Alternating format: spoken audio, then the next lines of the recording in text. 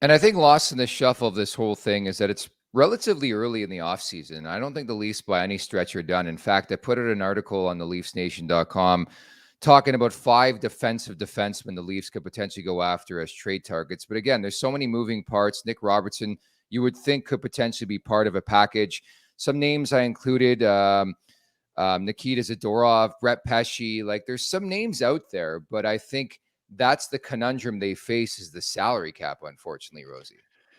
Yeah, for sure. And I mean, unfortunately, a lot of the potential additions are on the Calgary Flames. I'm pretty high on Zadorov, but I'm getting wind internally from people that the relationship isn't fantastic between Treliving and the Flames. And you can even see that by the fact that they enforced he wasn't allowed to be part of the Leafs draft until that was That's the so most stupid. ridiculous thing ever. That's just kind of an FU to me and a grudgy thing to do.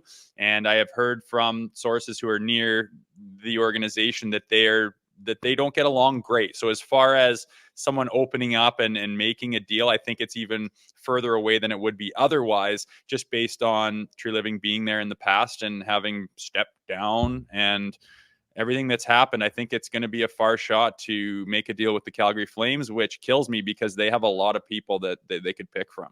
It really is irony when you look at it. Like they have Tanev, and the thing is that's beneficial to Toronto. A lot of these guys have like 1 year left on their contract, right? Like it just makes a lot of sense. Sometimes you look around the league and you're like, well, that team makes a lot of sense to trade with. Calgary, weirdly enough, makes a lot of sense for the Leafs to deal with, but that's the unfortunate part is the humanization and the human element in the fact that I think it could be difficult for those two sides to get together on a deal. Some other names I had on this list, Rosie.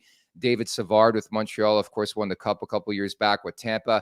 Robert Bortuzzo, I think, is an intriguing name with the St. Louis Blues. He's 34, has 1 year, I believe, remaining on his contract. And Hmm. Jeremy Lozon, who's 26, has a couple years left at $2 million. You talk about the salary cap going up. I was just trying to hypothesize like some names because that's been sort of the conversation in this market the last couple of days. They would love to beef up on the back end, essentially replace what they had in Luke Shen, right? Yeah, that Bertuzzo is interesting. I hadn't crossed my mind before. A guy that's won before and got all the qualities you are looking for. And I really like how we're not like with the Domi and with these different signings that we have these 1 year deals. And if we get a guy and trade for a guy, whatever, he's got 1 year left on his deal. It's great. We can see. You're not tied to these guys for 5 years, and then it's like, oh my God, this didn't work out. Now we're stuck with this contract. It's kind of like, hey, we can build this team right now. If it works, we can hopefully re-sign them. You're always going to have to lose somebody because if it worked, obviously guys played good and they're going to want raises and there is a salary cap. So you're going to have a little bit of finagling there. But if it doesn't work, you're no longer tied to the person. And it's nice to have those 1 year deals. It's just Treliving doesn't have to be tied to this thing that he builds here this summer for the rest of his days in Toronto, basically.